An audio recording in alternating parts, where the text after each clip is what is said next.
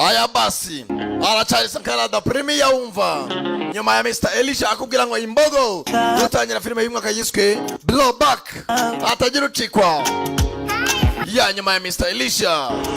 Okay, oh baby skia ya warabonye filime z'abajura nka Takers ukabona The Town udacikwa iyi cyangwa Army of Thieves udacikwa Blowback. Mr Elisha ati mwe soko y'urukundo burya mutwara buhoro buce nukurukwiye ngoro akwiye umutima wanje nukurukwiye ngoro arayikwiye koko ingoro arabyongeye wagukoraho gato skia yewe na muti ngoto Beg imbogo umwana wayirica imbogo bahise Blowback Sankara Premier nakubwiye Elisha yajaje Beg imbogo umwana wayirica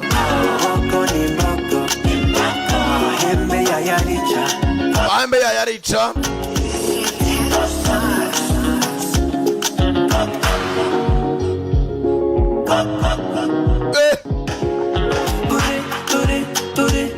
amaso yawe amwara hano nazi motema nangaye skia. Okay, kunde banaratwawe watwaye ubwenge bwanje sinzi uko nabigiranje. I know you like my affection is your addiction is my mission.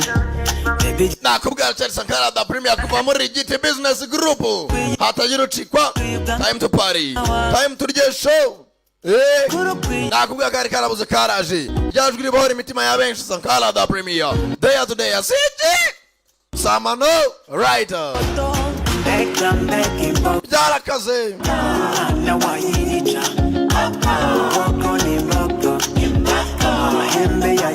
ahembe yayarica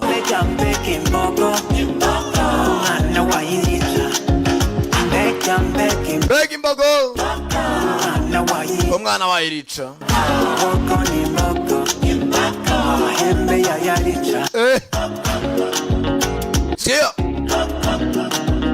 sio kanja kucatuzinduye astegariwe sasa hakuno giti yajuciye mu mwitozo gihugu cy'u Rwanda mu mahanga bayise muri Rebel Energy Whisky tozo warimbanyije icyo kumwe cyongera ingufu n'akanyamuneza mu biri hose no haga Shemere Business Group nika kugezaho mahanga muri Thailand skia mwitozo warimbanyije umwitozo warimba atunyasanga mu mwitozo haje hakuna kabo gato uruzingo mpuzamahanga muri make muri size gakomeye kumagaye dore uruzingo araka imbere yije ya rufendeke na giti amasaha y'umwitozo tiyisha umuntu rufendeke arapfuye hagombera ni suku bateranya nk'umutoza muri Thailand muri teguye sawa nawe mudundane nk'abadunda baro aka urugamba giti versus rufendeke kumitsiye wajya na mama ko wajya ni imitsi ati buretse gato coach naje nari ariko simvira maho kamaze nko kwa Rebel Energy Whisky ngarura gataje giti ndaje nkweregesha imbaraga sibirayi Rebel irabikora akazi kose sasa gitara squata baranzura userukira igihugu araka rufendeke iboxi rinagusa yevuganya giti imbaraga sibirayi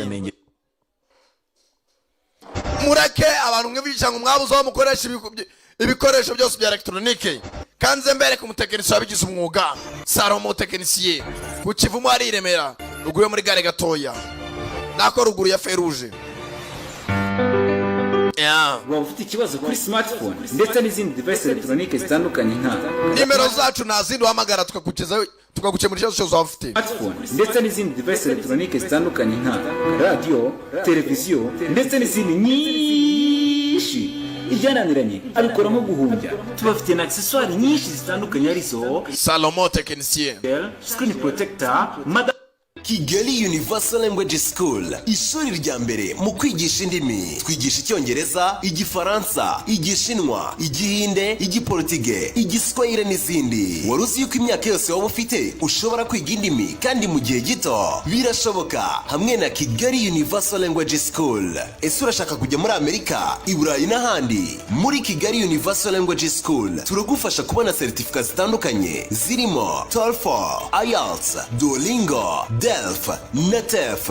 Twegere kandi tuguha amahugurwa ku bijyanye na public speaking na interview performance. Akarusho kacu, dufite abarimu b'abahanga bakwigisha indimi ku rwego mpuzamahanga. Twigisha kandi amategeko y'umuhanda yaba mu Cyongereza no mu Gifaransa ku batumva neza Ikinyarwanda, kandi ukora rimwe gusa ugahita utsinda. Niba kandi ushaka kwiga porogaramu zitandukanye za mudasobwa, karibu muri Kigali Universal Language School tugufashe. Dusanga aho dukorera mu mujyi wa Kigali mu nyubako ya Shike muri etaje ya mbere mu muryango E046A. Ushobora kuduhamagara kuri telefone 078 03 bahise blowback niyo tugiye gutangira kuri 0787 Hitamo kwiga neza hamwe na Kigali Universal Language School.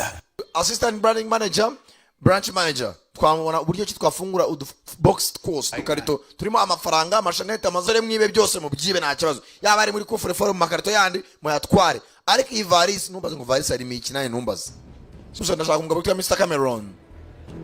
I have some information for him. Mfite amakuru ye akeneye. Ajyanye n'iki? Something of his that was recently stolen. Nari ibintu biyibwe muri iyi minsi. Sasa yere ukuru amwe.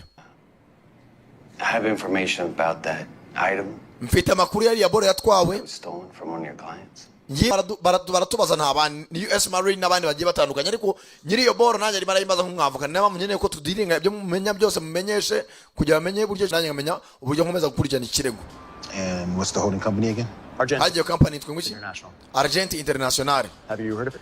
Mwegeze muyumva cyane. Probably read a recent write-up in the Zagiye zihomba zibwe n'imiryango yazo. You must have confused Argenti with some other less reputable company. Mwembwira ibintu bidahura ndababwira namwe mu makuru kugira nayo dufatanye. I assure you. Tugaruka hakuno. Ndakeka nukagenze bayitaga blowback. Yari Sankalada Premium mwumvaga abagiye mwakoze kuza murabeho n'abakunda cyane cyane. Ni mucikwizikurikira. Hasta la vista.